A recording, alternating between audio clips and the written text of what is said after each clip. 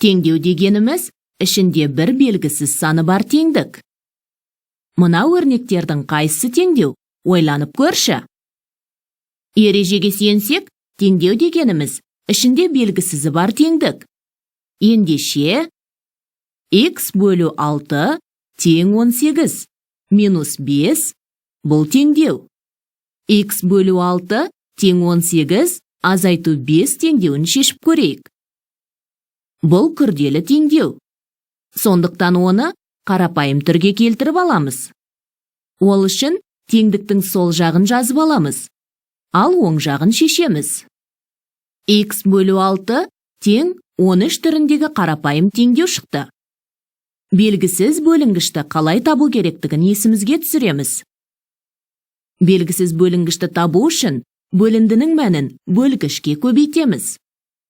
X тең 13 көбейту 6. X тең 78. 78 теңдеудің түбірі. Енді тексеріп көрейік. Тексеру. 78 бөлінген 6 тең болады 13. Айырманың мәні де 13-ке тең. Олай болса, теңдеу дұрыс шешілді. 13 тең 13-ке.